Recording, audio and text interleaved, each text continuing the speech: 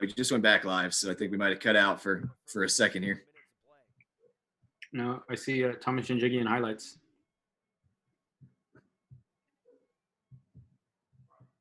Let's see here. Spend time talking to the guys. We talked to guys that they've played with, former coaches. Did I lose it? Yeah, I think. Did I lose it? Am I back? I think we both lost it, unfortunately.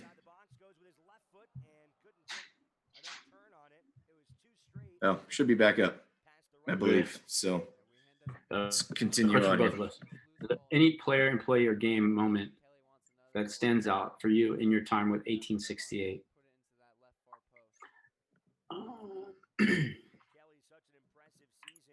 Player.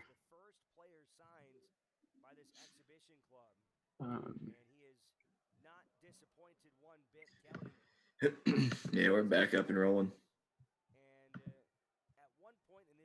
DJ, as far as a game moment, there's one game that actually really stands out to me is in 2018, the away game in Portland, the first one. That was an interesting moment. That's when for me, I remember seeing the hunger in players' eyes. That I was like, okay, there's going to be a handful of these guys that are going to amount to something. We went down 1-0 going into the halftime, and the second half, it was just a total change of players that kind of just took the opportunity on their own. So kind of as a whole, I think that game in Portland in 2018, the first one in Portland at University of Portland that we played was definitely a big moment as far as one that stands out, kind of just as a collective, like cultural thing of this is a special place where players can really seize the opportunity for themselves and for the team to, we ended up winning 2-1. Danny Mazovsky scored. But then players like Kevin Partita came on. So I remember seeing players like that really just stepped up and was like, okay, there's some real ballers on this team and as a whole, there's fight.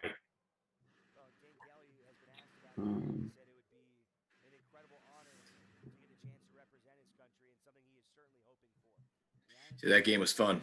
I agree. So a player that stands out. I think last season you can talk about environment and opportunities. I think a player that definitely is going to stand out is Corey Herzog. People probably look at him on paper. He's older. His scoring, he's obviously got a track record of scoring goals, but what can an older player do? And with the right environment and attitude, he obviously showed what he could do. So I think that's another good representation of what a good environment can do for a player when players may be to the point of, retiring or moving on into the next phase of their soccer career. So, I think that's a big moment.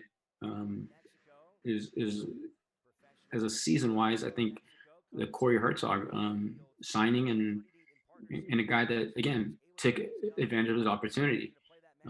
Go watch the first 6, 7, 8 games, and people probably would have thought, "Who is this guy?" And then scores one goal, and suddenly it's a brace, and then he has another brace, and then then he finds his groove. So I think from a player standpoint, I think that kind of stands out for me. There's other moments too. I think in 2018, Jordan Morel, he got hurt and then was in and out in the lineup. Guys were performing, and we weren't going to break something that wasn't broken, or try to fix something that wasn't broken. And so, but even with him not playing or whatever, he was the first guy to high five guys, and it was genuine.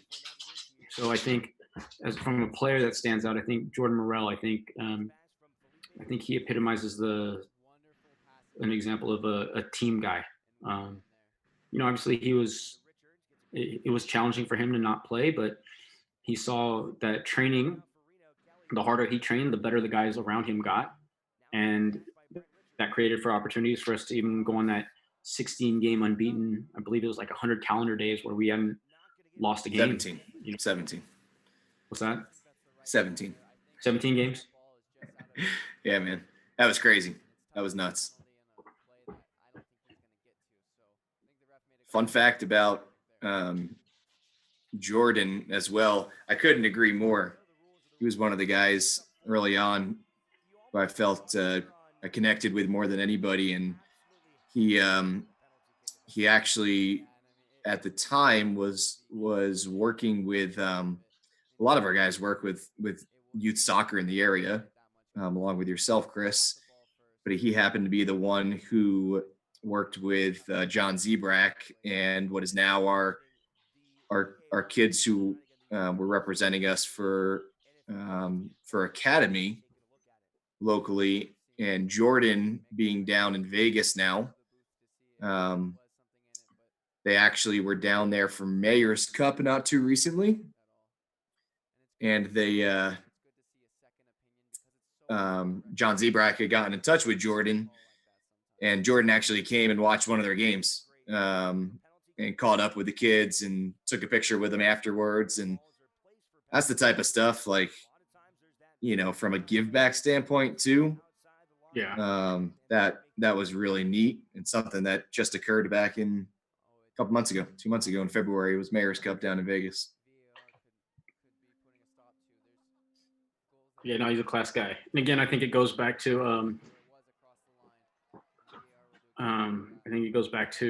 getting to know the players that are being signed and brought in. It's about signing good people, and getting them in. That was a good ball in.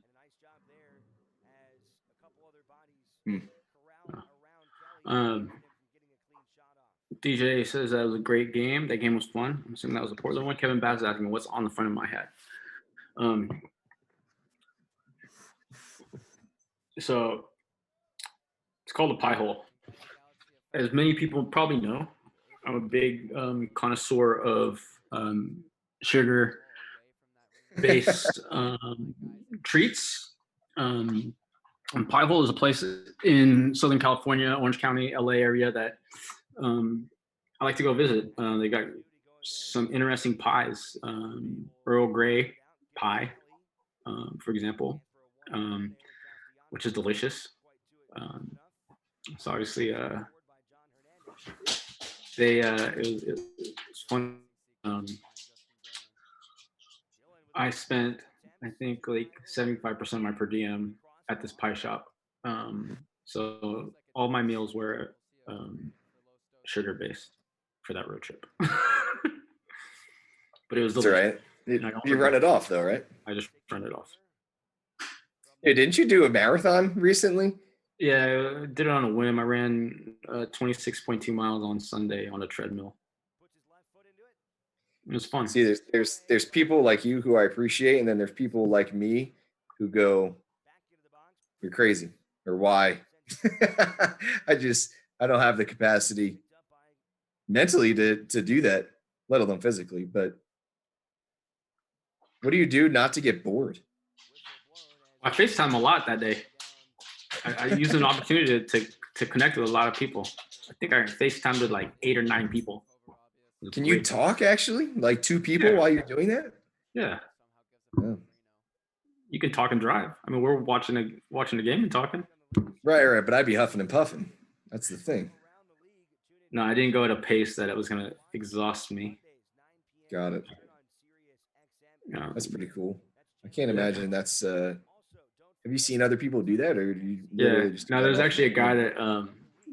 So these pro ultra runners last week they did a backyard ultra challenge, and they were streaming each other. So there's a common person watching it all. you ran into, so the last runner standing won, and the winner ran for 2.5 days. Oh my goodness. And it was just a like could it there was no set pace? Like it could just be a jog? Um, I I think there was so much, like, you had to cover so much per like every 6 hours or something like that. But yeah, No. Were you always into running? no, I hated running. That's why I was a goalkeeper. That's why I was a Okay. goalkeeper, and I played baseball. Least amount of running possible. I didn't pick up running until I was an adult, until after You college. probably in baseball, you probably ran from what home to three quarters of the way to first because you grounded out or fly it out most of the time, or No, my longest runs were always home to first, because I dropped the bunt, get on, and then maybe steal second if I was lucky. Um, which is funny because I eventually just became like a pinch runner for most of the time in high school. oh Or yeah, if if I was half of pinch, your hits are or if I via was, bunt. or if I was pinch hitting, everyone knew the bunt was getting laid down. Taught myself how to hit from the left side of the plate so that I could just drag bunt. 2 yards is a big difference to getting from home to first if you're on the Got that correct right. side of the plate.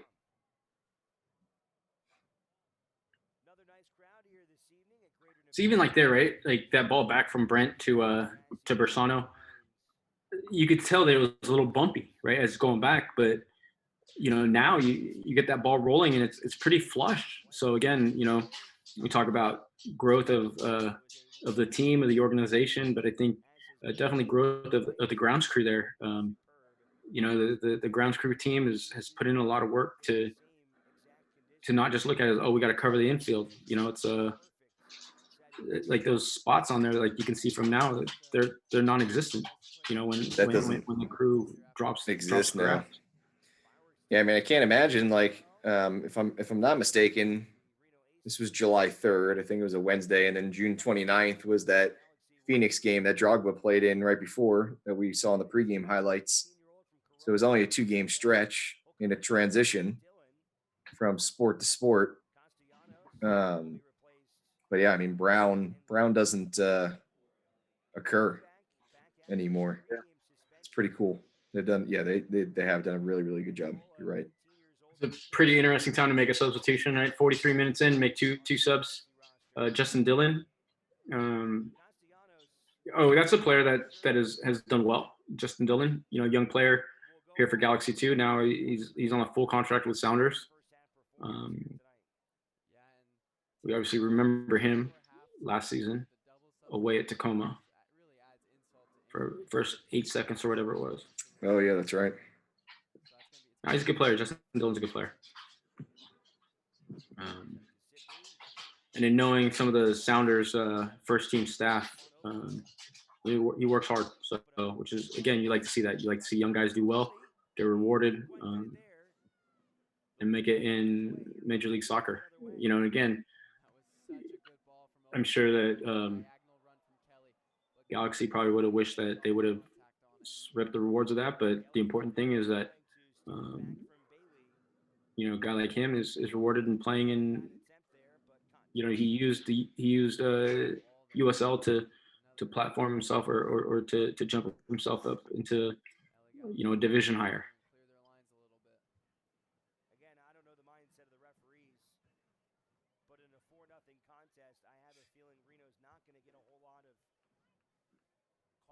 Even the uniforms. I mean, the uniform is such a big difference too, huh? From then to Yeah, in now. terms of I mean quality and design, they Yeah. definitely went a different route for 2020. No doubt about that. Is that Nick? I, I mean, I hate to say it, but you look at the jerseys then, right? And it was kind of just plain.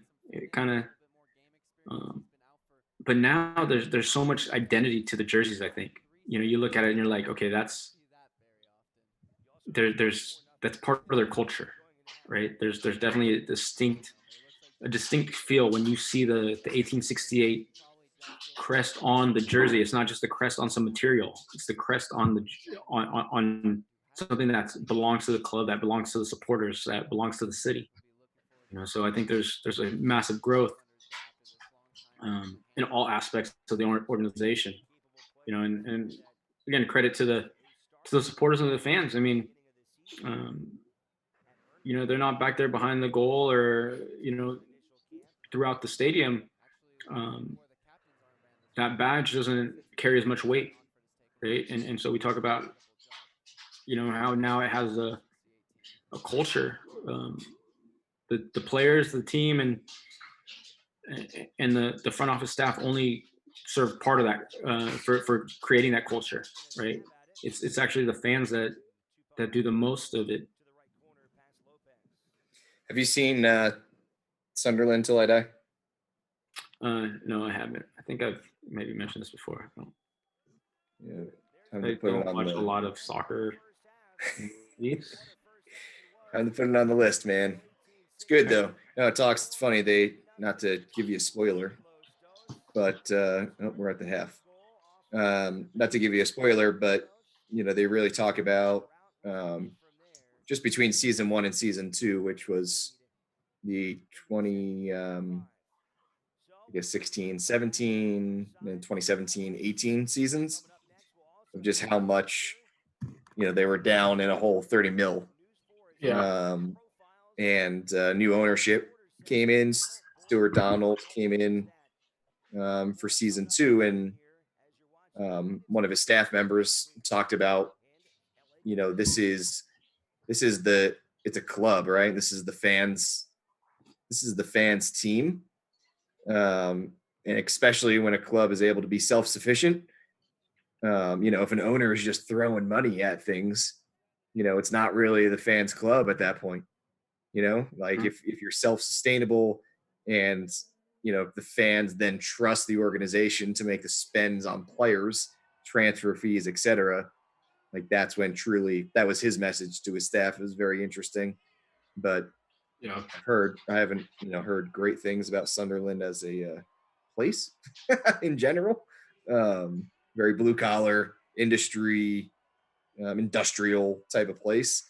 So it's hard for them to support, but I guess it's like the only thing to do in that area as well. So very interesting. I'd recommend it if you feel like watching a soccer documentary. Yeah, I like watching things like things based on like the All Blacks. I think they've got a Yeah. great. Obviously, to me, that's the epitome of culture that's created within an organization or a group of people.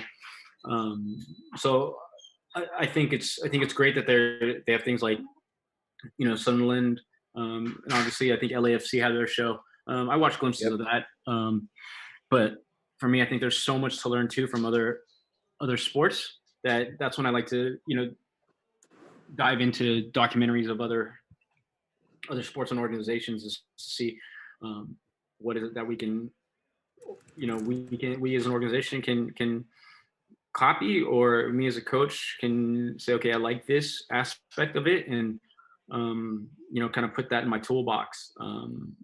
For if that opportunity ever presents itself to be the one to establish the culture.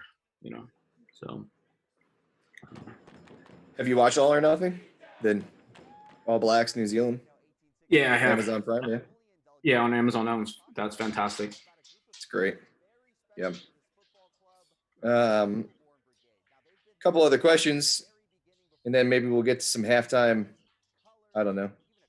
Favorite movie theater See, I meals? think you hold on. I think you and I can do just as good a job as this guy. As Julian Delgadio.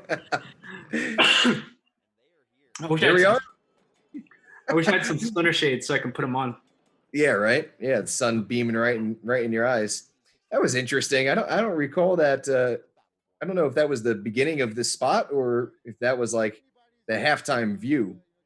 Because I usually don't know. Julian does the sideline reporting interview. I don't know. Interesting. Jose. Um, so Antonio, what's the status of the team? We'll be able to move forward in the short and long term, considering the potential financial hits that could come. Good question. Obviously, a ton of unknowns as we sit today. Um, we feel good on where we're at, and fortunately, we've got a strong backing on a couple of sides. One being, um, oh, there's our good friend Andy. Caught up with him not too long ago, a couple days ago.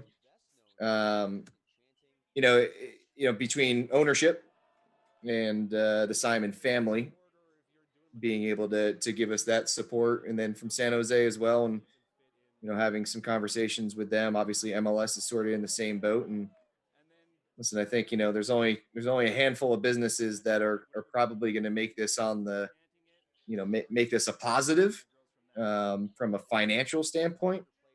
But we are using this time to really digest where we've been, where we're going, take a look at some specific offerings that we have, what are our experiences like, and fortunately, to today on April 15th on tax day, we've been given the green light to continue on and plan for not only 2020 but 2021 as well. So yeah, Antonio, I mean, we nothing but good words, thumbs up for us, understanding multi-sport venue. Um, so so good news to report there. Obviously, can't comment on the rest of the league, um, but we'll see. It'll be interesting. 2020 is going to be interesting. A lot of stuff out there of news breaking and different scenarios and all that fun stuff. We'll see. We'll see what actually happens. But I think just from a technical standpoint, obviously, Ian, myself, the strength conditioning, the medical, and the players, um, you know, we are pushing that we're playing. Like if they said we're ready to go tomorrow, where obviously our focus is to get onto the field as quickly as possible to provide the product that the fans, they're going to enjoy. So um, obviously we're all in this together, and um, but know that we're working and chomping at the bit, just like every fan is as well. So we want to be able to be out and perform for you guys, at Greater Nevada Field sooner than later.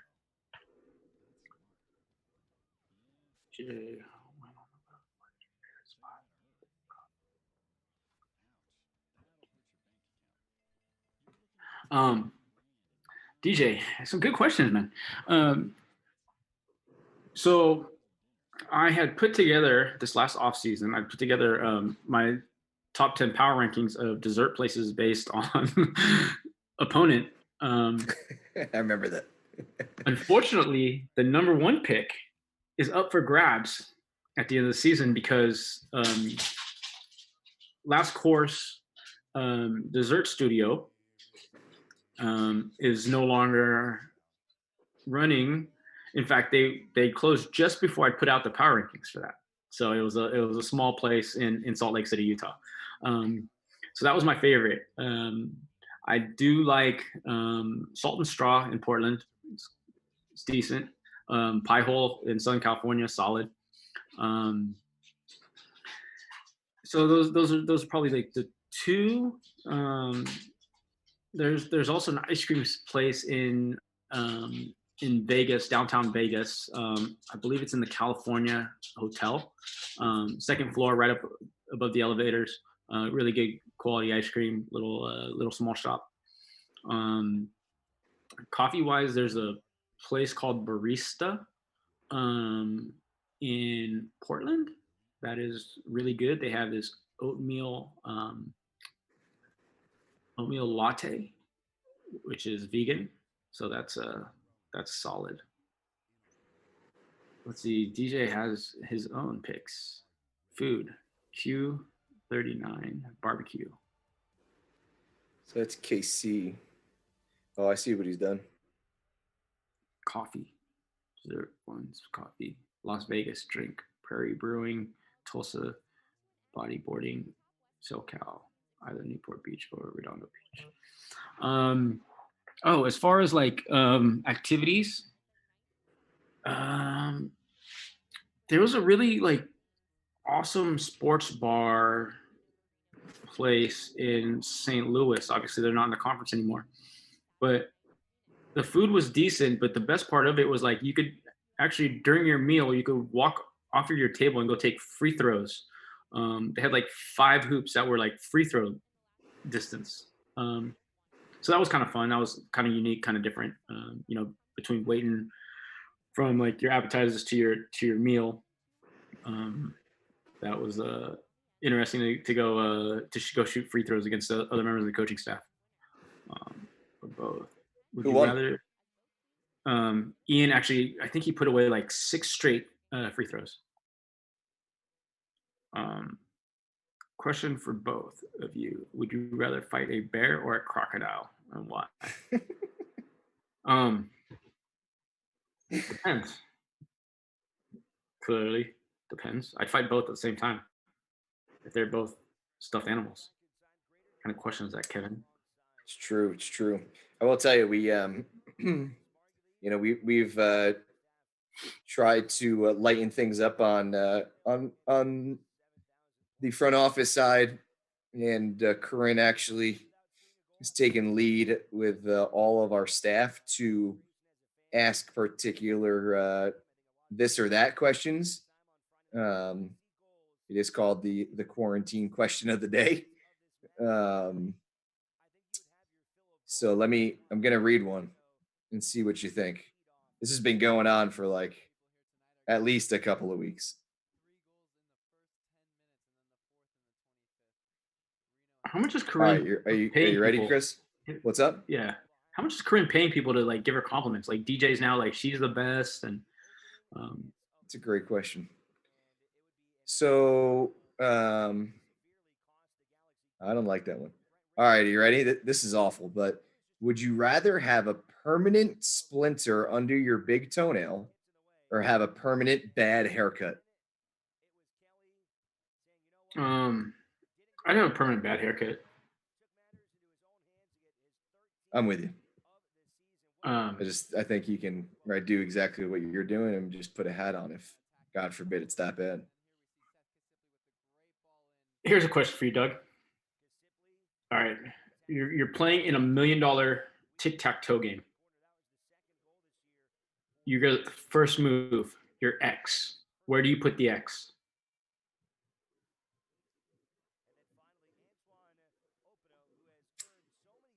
Is there a reason why I'm not O's? Oh, you could be O if you want. I'm just saying. um, does it have to be in one of the boxes? Has to be in one of the boxes. You're starting the game. It's $1 million tic tac toe game. You're starting the game. I don't care if you're X or O. Which spot do you put your? Where do you make your first move?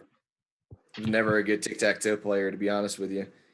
And I'm the type of guy who just puts it in the middle.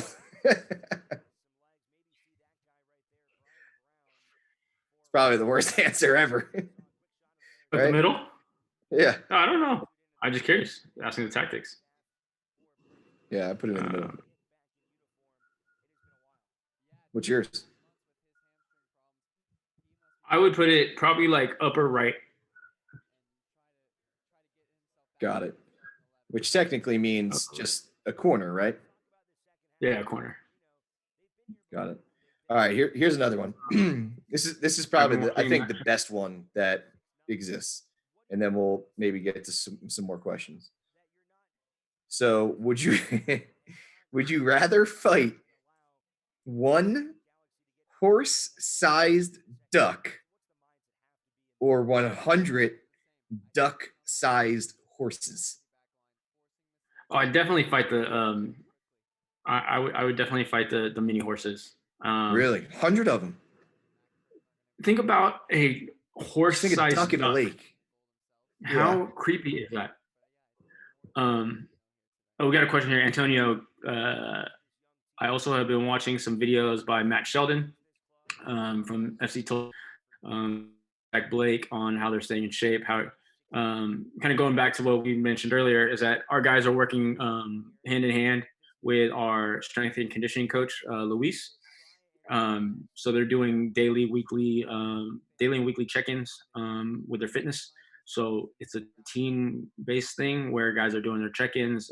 Sometimes they're doing Zoom workouts as a group. Sometimes it's individual, and so forth. So our guys are definitely staying fit with a program that guys are able to do on their own with strength or fitness, conditioning, things of that nature. So looks like we're getting ready for the second half, huh?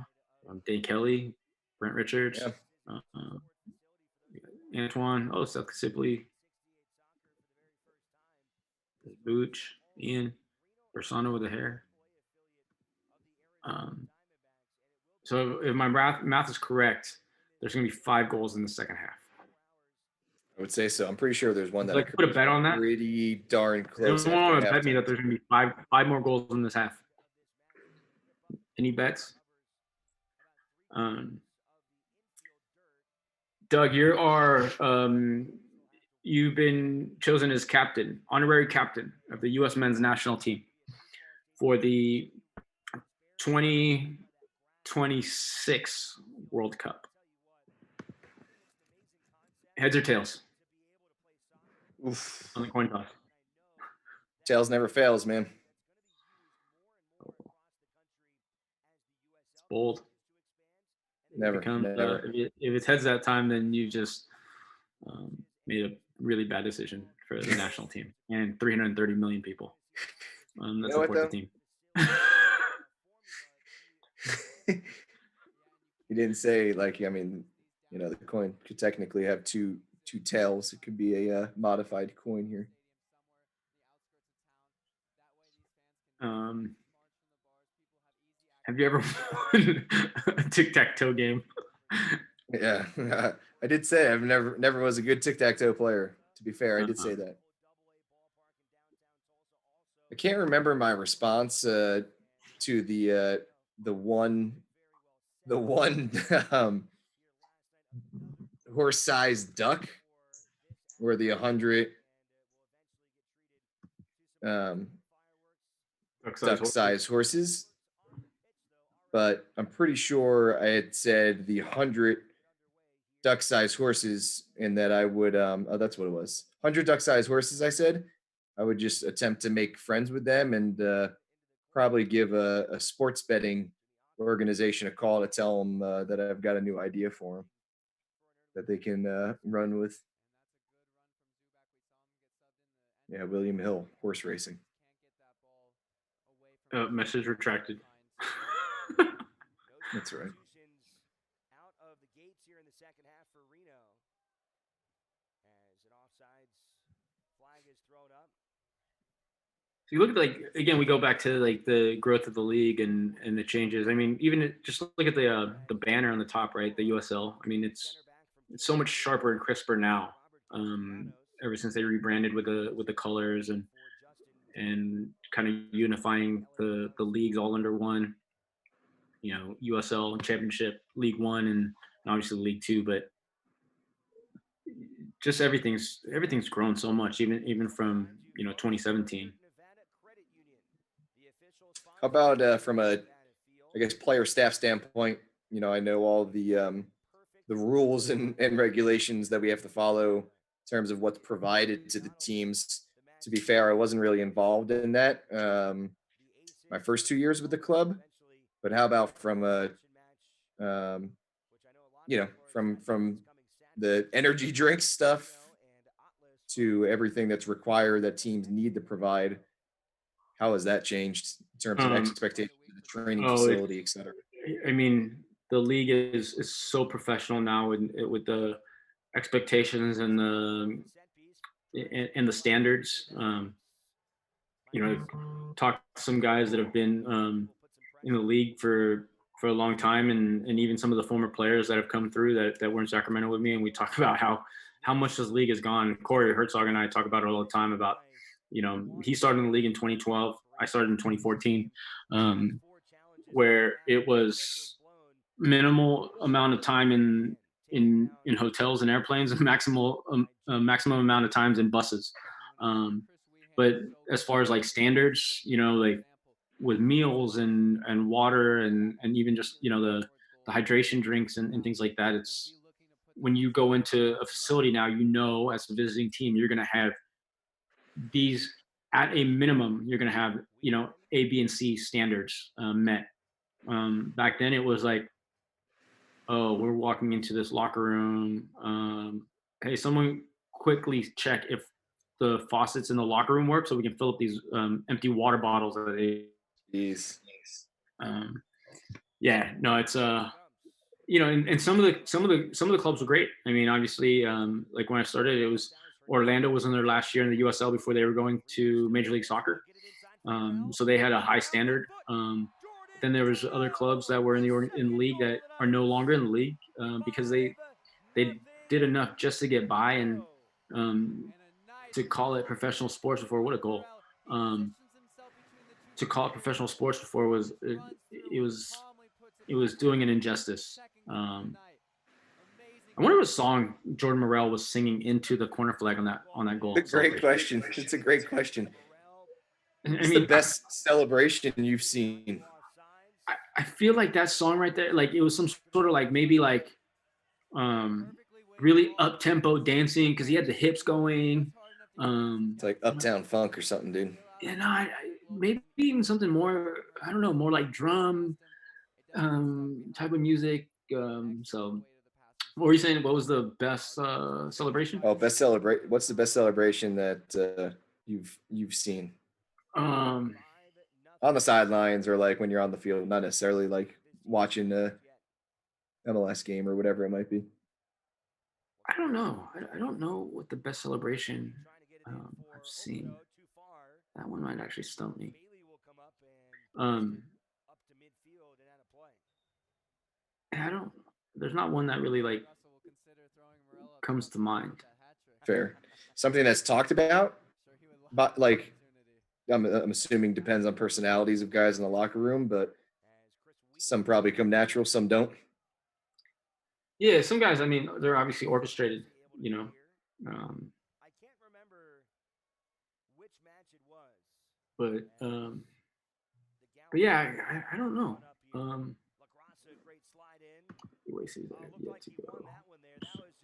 Let's see. DJ has another question. DJ's got good questions, man. Of the away cities I've yet to go to. San Antonio, RGV, Austin, El Paso, New Mexico, Springs, and RGV. RGV has to be the worst. RGV's Tough travel, huh? RGV actually from a stadium standpoint, they've got a quality facility. I'll be honest. San Antonio from a city standpoint, I think it's great. We stay along that river walk there, and so like we get out of the hotel, we do the team walk right there on the river walk. I think it's great. Austin, Austin's an interesting one because they're right in the Formula One racetrack, so I think that's a unique experience. El Paso,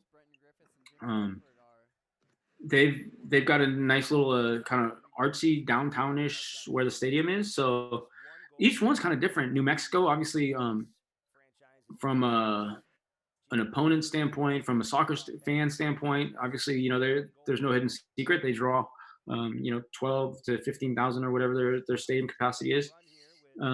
Colorado Springs, I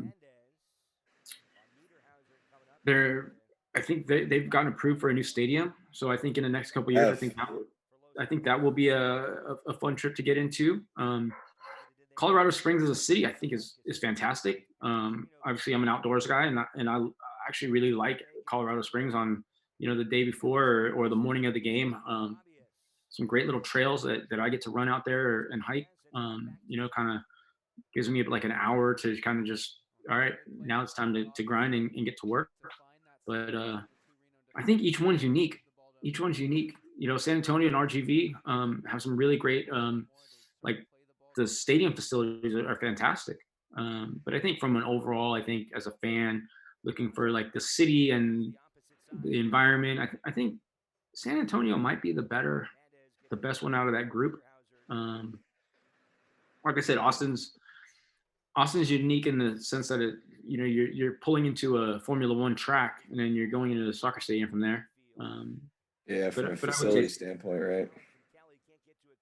I would say San Antonio is probably from a city and soccer team and stadium. I think San Antonio is a good one. Did you go to was the University of Texas is in Austin, right? Um, Did you visit that in well, Austin there was at the all? UTEP, University of Texas El Paso. Went to that. Got it. Austin. I'm trying to think like Austin. Like I remember Austin was a bit spread around. Like the hotel, the airport, and the stadium were a bit far from each other. So it wasn't as it was a lot different from when I remembered when Austin had their original team back in 2014. So it was a bit different from then. I think the cool part about Colorado Springs, I actually haven't been there for one of our games, but I think it's cool to have you've got Denver and then a bunch of surrounding really neat areas, including Springs within an hour-ish or so of Denver. Obviously, Golden you can put in there as well. I think there's kind of I'll call it an hour-ish. It's not an hour-ish metro area, but within an hour, there's a lot of stuff that you can get to that offer a lot of cool things if you have the transportation to be able to visit a bunch of different places. You can spend weeks on just vacation in that direct area and jump from Denver to Golden to Colorado Springs every 3 days and see something new, do a different hike, Red Rocks. See, Antonio's got a question. Rank them in order: La Liga, Premier League, Liga One, Bundesliga, Serie A. In order of quality or in order of enjoyment, because I think it's such debatable, right? It's so debatable. But for me, as far as like what I would prioritize to watch, Bundesliga, Premier League, and the other one not on there is Liga MX. I like Liga MX a lot. As long as the games are played in the evening, we'll watch Liga MX games only if they're played in the evening, not in the daytime. Because when it gets too hot, the game slows down a lot. And I challenge you to watch some Liga MX games. Watch them when they're played in the daytime and when they're played in the evening. It's a drastic change of quality of soccer and enjoyment as a fan. But I do like Liga MX a lot. A good strike there. Who hit that? Doug, what about you? I'm just simply Premier League guy. I do like Liga MX. I'm a fan of that as well. I don't watch a ton of Bangladesh or any of those, to be honest with you. Definitely not Siri. I'm a fairly and have always been big Liverpool guy, so I'm mostly a Premier League guy, to be honest with you. Can we get a list from players and coaches maybe for best away play stuff? DJ, isn't that what supporters groups are for? I think we got. I might have an issue if players are providing like best places to go out.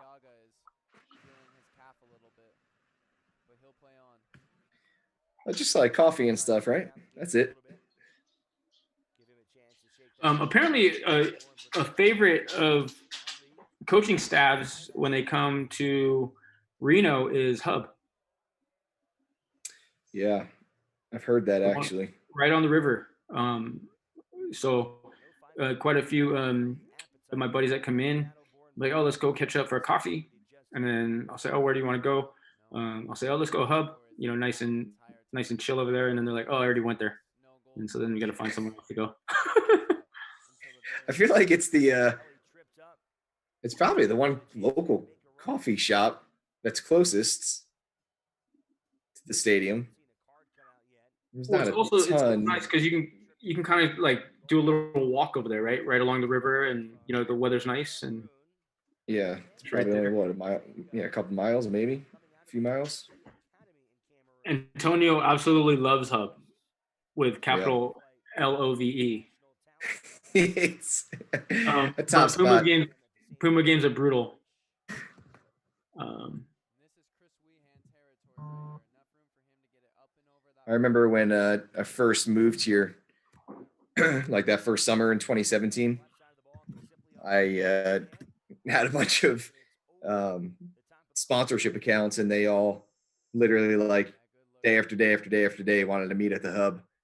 And I was like, man, I'm gonna get sick of this place for coffee. It never happened. Um, I think that's a local favorite too, man. That place is great. so I've invited Kevin Bass to join me at the hub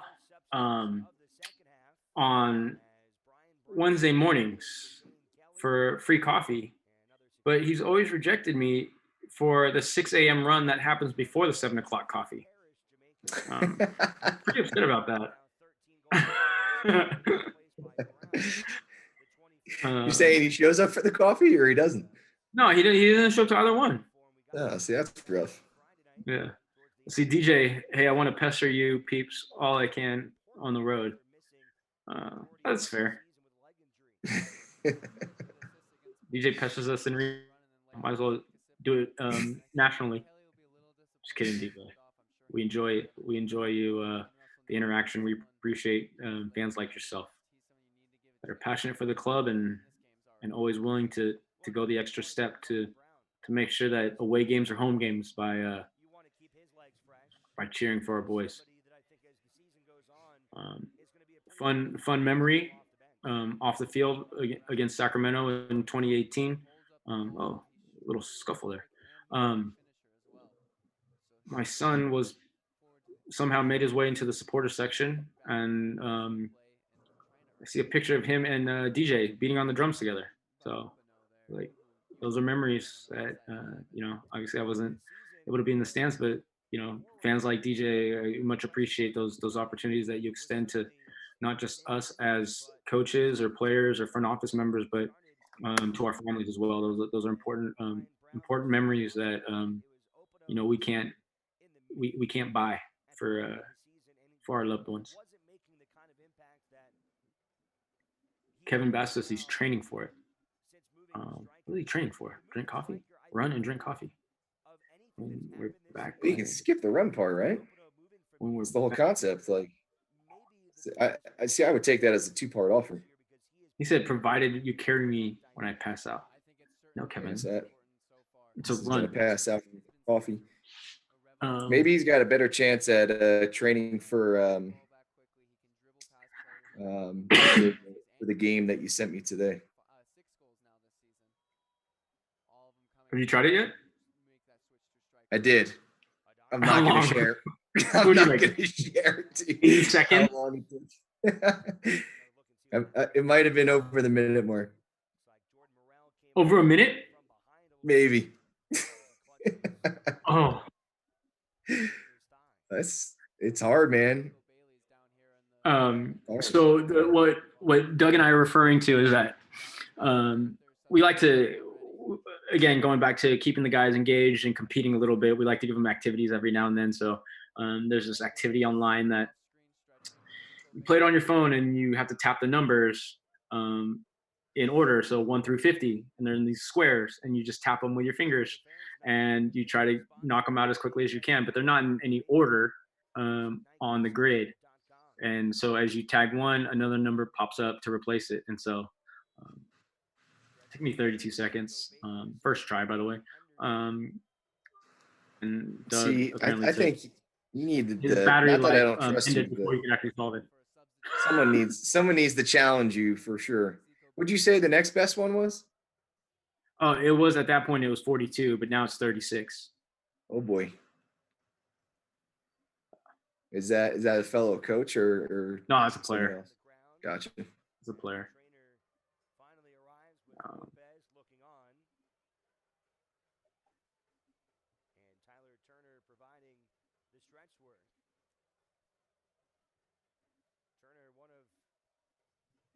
Favorite, I see some Battleborn Brigade signage in the background.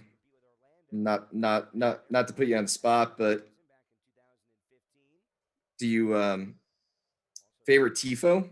that whether it's BBB or even overall, if I don't put you on the spot for BBB, but favorite tifo overall. Um, there was a tifo that was it was in Portland when they were playing Sounders. That was a good one that they had. Um, it was Freddy Krueger. Oh, I remember. Yeah, that was really good. And actually, there was one that was really really funny when I was with Sacramento. And credit to Sounders, they were still Sounders too then. I remember us going in the Starfire, and they pull up this tifo, and it said, "We're going to steal 3 points like we're stealing your basketball team." Oh, that's awesome. It was fantastic. That's awesome. That's awesome. I remember that tifo to this day. They've raised that we're going to steal 3 points like we were stealing your basketball team. And at the end, I just had to go over there and go, "You guys are hilarious. This was phenomenal. It was fantastic." That because I still remember that, when Seattle announced it, like someone's daughter like tweeted out that my dad's buying the Sacramento Kings. Spilled the beans, right? Yeah. And so when I saw that team, I was like, "Oh, this is fantastic." Damn. I think my favorite BBB one has to be the King in the North with the Ian on it. Oh, that's a solid one. Yeah, that's a quality one. Anytime they can put like a person on it, it's quality. Yeah. Good ball. Well, Antoine was so good at that run. So good at getting fouls too, right? Except for that one.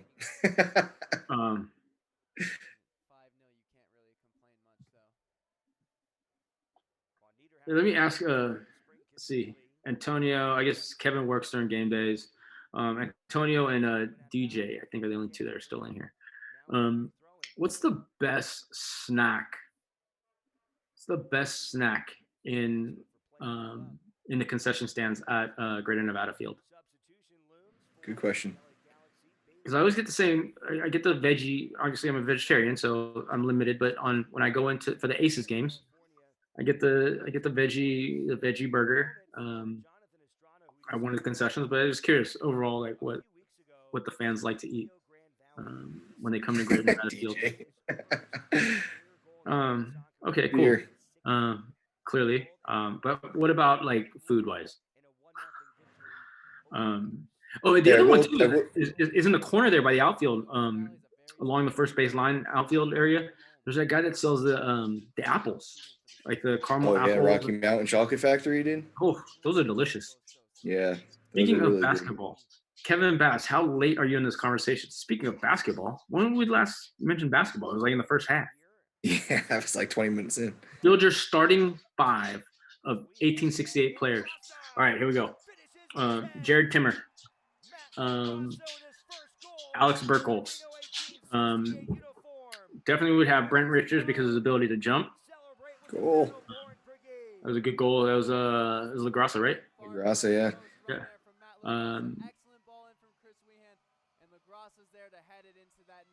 So I got those 3. I've got Timmer, Burkholz, Richards. I put Corey. Corey seems like he'd be the scrappy guy that would grab all the rebounds for me, kind of like the Dennis Rodman of the team. And then I would definitely have Francois. He's a big basketball fan. He's a big basketball fan. He's a big basketball fan, and even though that he says that Kevin Durant, actually no, that's Dabo that says Kevin Durant is the best player in the NBA, even though that Durant hasn't played a game in the 2019-2020 season. But yeah, that'd be my 5. Timmer for sure. He'd be my hey, just get the ball to Timmer and get it out of the way. I'll let you comment on that. Antonio said, by the way, I'd like to have Guinness available if it isn't yet. Unfortunately, I'm not going to have good news on that one. I'd like to have. Sorry. Distributor relationships, you got to love them. Oh, Unfortunately, we don't work with that distributor in the stadium. But we have a ton of beer. We do have a ton of beer. Paul Turner, the nachos. Oh, and the half soccer balls. Yeah, those are cool. I think we did those. I think those were new last year, if I'm not mistaken. Yeah, I had that at the 4th of July Aces game. That's by the way, that's kind of been a tradition of the last few 4th of Julys. So I'm really looking forward to that again. Hopefully everything is cleared and good to go, because that's actually been something that's been very, very enjoyable. My family's coming to Reno for the 4th of July, and I think that's become kind of our tradition now. Yeah, it's cool. I think the 3rd to the 4th is one of the coolest things that I'll probably ever be a part of. It's definitely challenging for, I think, more select people than others from a field transition standpoint, stadium transition standpoint. But I think it's cool when, everybody is hands-on, and, I had a broom trying to get the lines off of the field as best as possible last year, out there till 2, 3 a.m. The president's out there taking down signs wherever they may be, ripping up the grass, obviously. I mean, it's an all-staff thing, and it kind of unites. It's one of those things in the moment you're like, oh, but after it, you're like, man, that was kind of cool. Everybody was on board. And I agree, Chris, ever since, last year, really, that I technically didn't have to work baseball. I enjoyed the 4th as well after, a successful 3rd. Thanks to the fans. The 3rd is always a really, really fun night. It's always had to been against the Cats, and obviously, yeah. And that's this year wasn't gonna be against the Cats, so I could actually not take so much heat for wearing cat stuff in the stadium. Last year, Archie had a little surprise for me and popcorned me. I remember seeing that video. Yeah, it was actually really literally a huge bag of popcorn, right? Huge bag of popcorn. Yeah, huge bag. Yeah. That was fun. Yeah. Yeah. Let's see what else we got here. We got is my internet not good? My internet is not good, Chris. Okay. Neither is your grammar, Kevin. Yeah, I hit Paul's comment. Paul, thanks for tuning in, man. Appreciate it.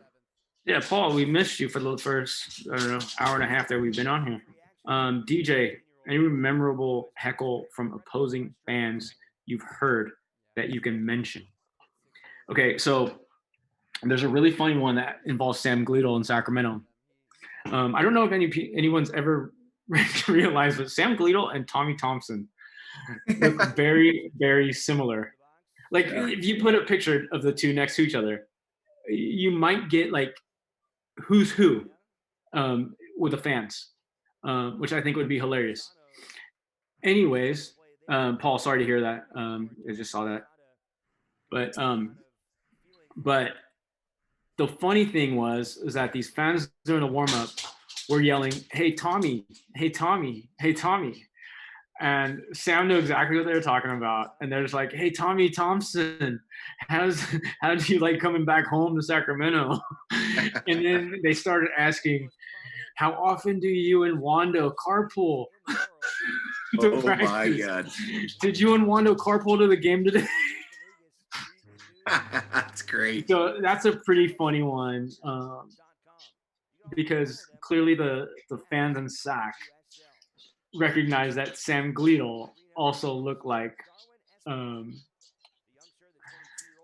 they looked like Tommy Thompson. So I think that's funny, and I think Antonio said I never noticed that they do look like each other. They do. I challenge fans to look at them and go, and if you can actually say that they don't look alike, you're clearly looking at the wrong two players. Yep. So, what do we got? Darwin Espinal coming in for LaGrassa. I think Espinal ends up scoring in this game, if I'm not mistaken. We're going to change that bench too, huh? Yeah, my goodness. Antonio clearly pulled up pictures. DJ, Tommy's like 5 inches shorter. Love how Brad towards the top said only 6-0. Wow, so lame. Some more to come. We've got some fireworks to end this one, folks. That was a handball. Hey, Brad, it wouldn't be so lame if guys showed up from the beginning, Brad Yeah. Polanski. Yeah. Paul, the number of sack fans at the last playoff game was ridiculous. Yeah, maybe we won't let him in moving forward. Um, Yeah, we got to win them over. That's the goal, right? So, work in progress, but to be fair, they had a good showing for sure. There's no doubt about it. So, credit where it's due. Tommy's like 5 inches shorter. Is that true? no Because chance. no chance, not 5 inches. There's no way. You want to see three guys that look alike? Pull up these three players: Tommy Thompson, Sam Guido, Chris Wehan. Oh, dude, yeah. See, I feel like with Chris's face not right in front of me, I could see that one being a little different, but I see Sam and Tommy's faces So like, Sam and Tommy for sure, but Chris Wehan's in there too. and like hairstyles, like all the same. Yeah. I think it's so cool with Tommy Thompson. We were talking Spanish a little bit earlier, but it's so cool, man, what he's been able to do. You see the Matias Almeida English stuff? Well, first off, you see Yeah, Matias that's pretty Almeida's head Yeah. and his mustache. Yeah, that's pretty good. We got 6 goals. If I do my math correctly, we got 3 more coming your way. The kids, man. That's what it's all about, dude. That's awesome. That's what I love about our supporter groups is that like welcoming for all. Like that's cool. Like you don't see a lot of supporter groups that have kids in it, even in our league. I feel like you see it more than me, but And honestly, like I remember one of the first times I met Julian when I first got there in 2018. He'd asked me, what are some of the things I was looking forward to, and the supporters groups honestly is like such a welcoming group of fans. I remember my first interactions. Actually, the first day I moved into Reno. The U.S. national team was playing, and I asked our at that time our PR or social media Aldo, hey, where are places to watch, and took me to a place that the supporters were at watching the game, and I took the game in and just met a ton of the supporters, and it was fantastic. I mean, it was just from a community standpoint. I think there's a lot of good people in that group. So yeah. Was that at Old Bridge? no, it wasn't Old Bridge. I think it was somewhere in Sparks. Maybe Legends. I think I remember it was a watch party for a national team game, wasn't it, or something? Yeah, it was because there was quite a few people there, and I was watching the national team game, and yeah, they were like a bunch of so giveaway, welcoming. right? Yeah, I remember. Yeah. Everyone was so welcoming. Oh, there's another goal. That we had? Yeah, Tommy Thompson.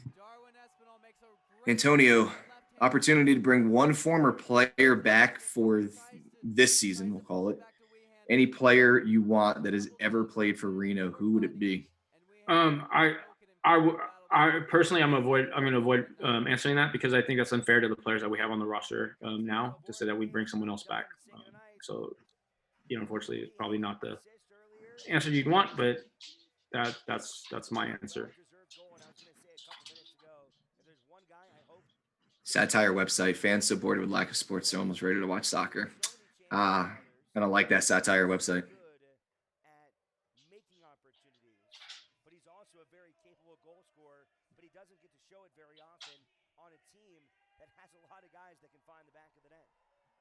It's like a fair catch off of a kickoff right there. Yeah, good thing Bersano's hair didn't get in his way. Matt's a good guy.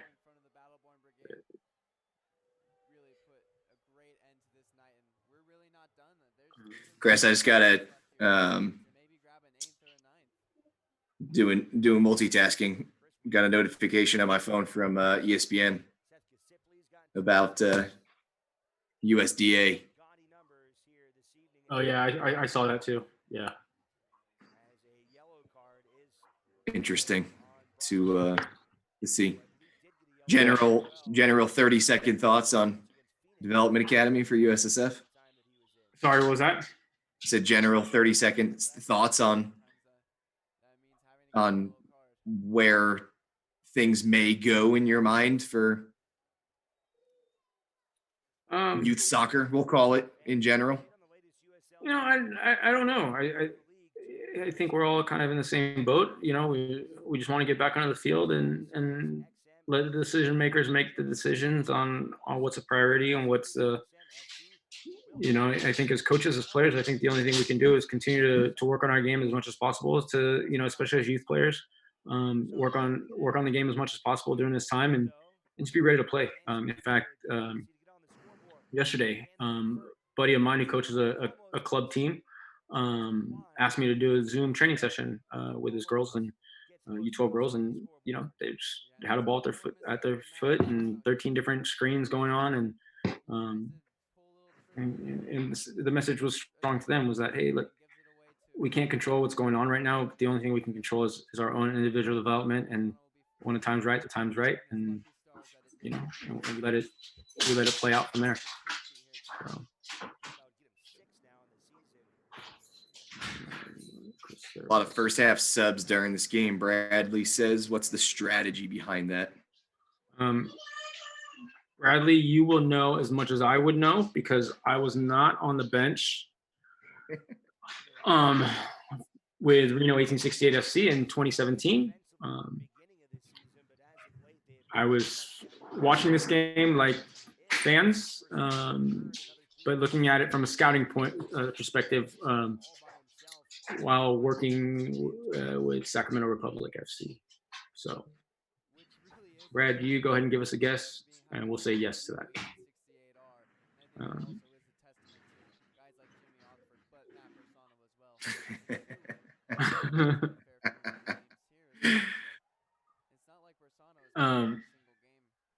Shout out to Brad, by the way, for representing the club in the USL E Cup Rocket League.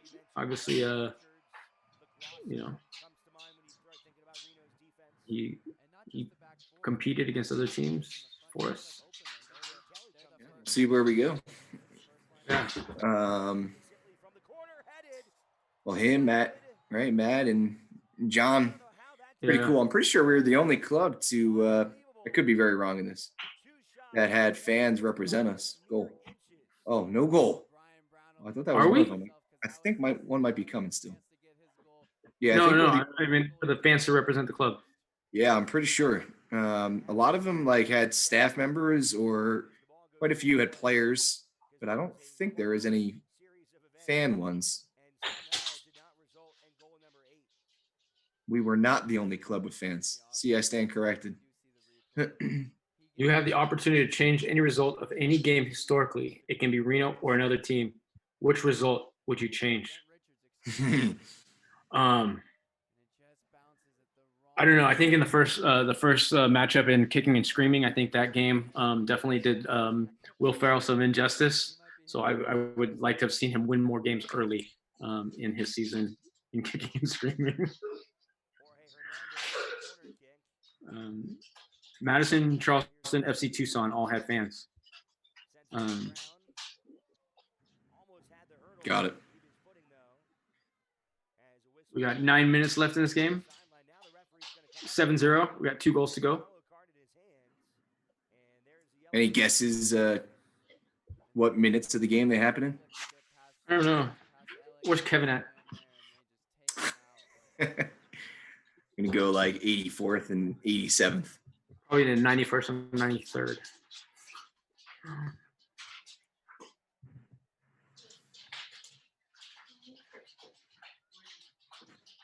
This is the type of game, unfortunately, Chris, that there's going to be any stoppage time added.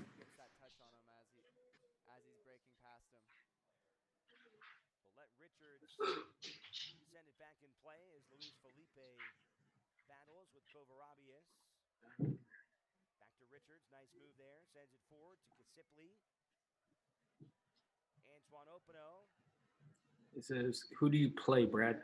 Brad, who are you playing? Is that the next He's asking round? about the Rocket League. Yeah. Who do you play? Chris, Rocket League or FIFA? Are you a gamer? Who, me? Yeah. No chance. No, I didn't even know what Rocket League was until I looked it up. I didn't either. Matt plays tomorrow versus Charles. Brad, how does it end? I think he's your teammate. How do you not know this thing? Look at the setup behind the corner flag. No I field don't know who that. boards. Who benches. is that? Who's that on the end? Is he texting? Yeah, Stefan. He was one of our ticket sales. Oh, I know employees. Steph. Yeah, I know Steph. Yeah. He left for Portland, didn't Yeah. Now he's in Portland, but he's not with the Timbers anymore. So we actually had 2 employees go to the Timbers. Another who is still there in their ticket sales, but Steph went on to some different opportunities, but still in Portland. I try to connect with employees, man, who move on as much as possible. Doesn't matter where they move. It's always so interesting to see what other clubs are doing, he? Yeah, especially if they move on to I do soccer. that with players too. It's called networking. In case they True. never get in a position to give you a job. Very true.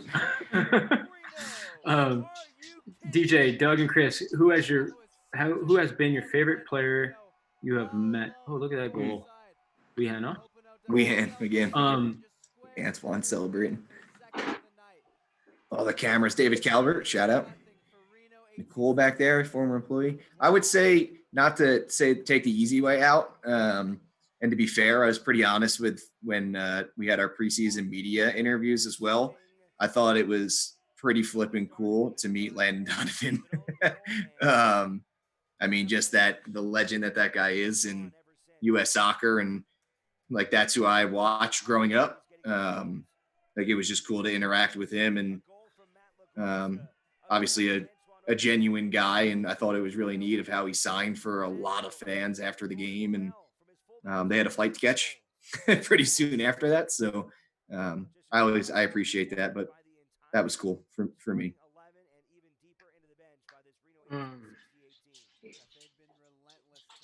Trying to think. I mean,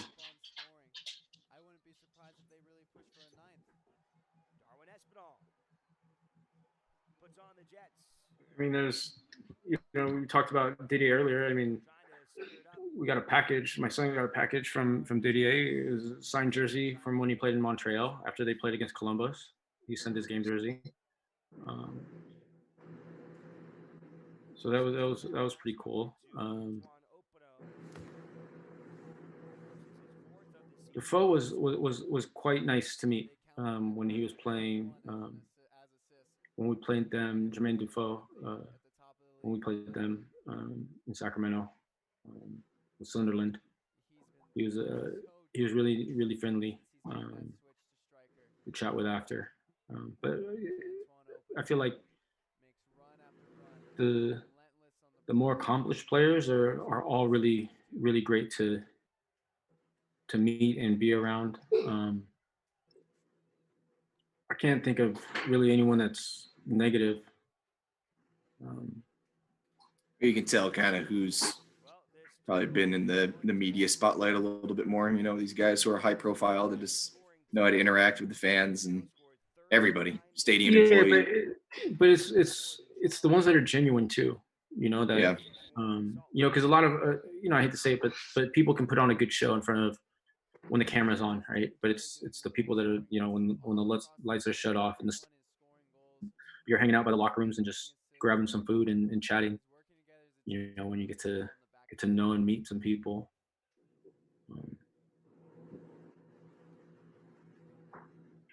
So yeah, I mean it's tough. I'm fortunate enough to meet a lot of people and to build relationships with a lot of people, and but for me it's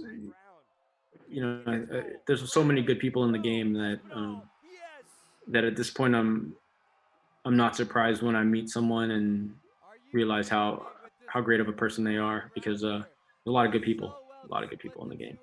Is that the nice goal? Oh, dude, I was right on the first one, by the way. It's 88th minute. I said 87th. Welcome to Northern Nevada, Darwin Espinal. Make it 40 goals on the season for this club. 9. That's not a mistake on the graphic. My goodness. Pretty sure the headline after this one was something about fireworks in like the press release, with fireworks occurring after the game for the 3rd of July and 9 goals being scored as well. Creative thinker of Aldo. Oh yeah, this was when we started yelling, "We want 10." I remember that. I can't remember who I was talking to today, but I was talking about this game was going to get rebroadcast, and that's actually the first thing that came out of my mouth. I was like, I remember when he scored 4 by half, and at that point, you could see the quality was just overmatched, and you're like, I wonder how many we could get to. And then you get 7 and 8, and I'm like, oh my goodness, we have a chance to get 10. And then the entire crowd starts chanting, "We want 10," led by Section 102. That's fun. Those are memories, man. Like, as staff, Chris, obviously, if you were with us, like, that's the type of stuff that you just don't forget, when fans start chanting that stuff, or, you don't forget like the loud moments or the moments when sections are packed or whatever it is. Like, it's what it's all about. That's why we do what we do, me in particular. That's the coolest thing. Kevin has a question. If you have to be quarantined with one player, who would it be? An 1868 player or just a soccer player? That's kind of a very general question. But speaking of questions, starting this Friday, I think we're going to go Instagram Live with me and a player, where I will be doing the interviewing. So I get to work on my my sideline reporting game a little bit more, asking the big questions that the fans want to know about. Players will not be notified that the questions will be, so I will ask them right on the spot. So I think there's going to be some social media stuff going out about these interviews that will be taking place. DJ, that'll be fun. DJ, you can't go back and correct the hashtag. So now, Beat owns like this. Beat owns. Yeah, a couple of shameless shout outs. Obviously, the Instagram Live, that'll be Friday afternoon with Chris. Final 9-0. Let's go. And then if you guys haven't seen, we've got some 1868 and Aces gear that 100% of the proceeds are going to 6 of our local hospitals. So if you're looking for some additional stuff, it's on our website. Take a peek at that. So just trying to basically, for you to donate to our local healthcare workers and facilities, we're giving you free gear.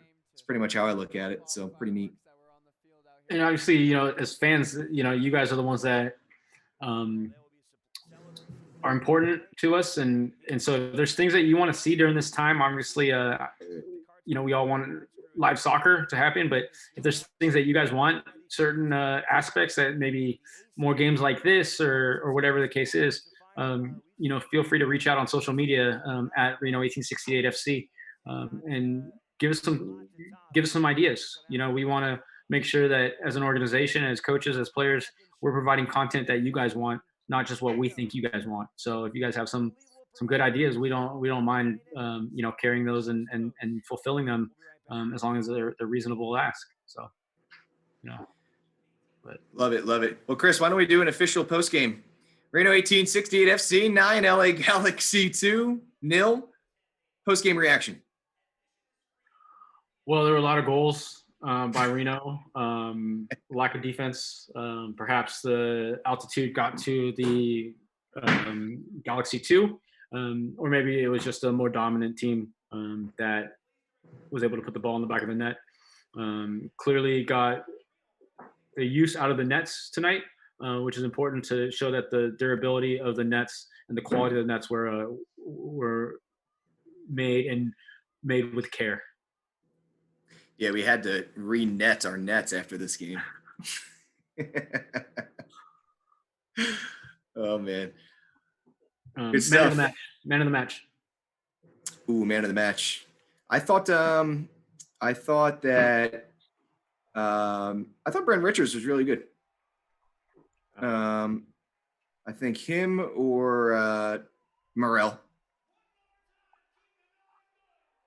My man of the match are the people that stayed through for the entire 2 hours that were able to listen to us talk for 2 hours. So I think DJ was on for 2 hours. Assuming he didn't mute us. But yeah, any fan that stayed for 2 hours, I think is impressive. You're the man of the match.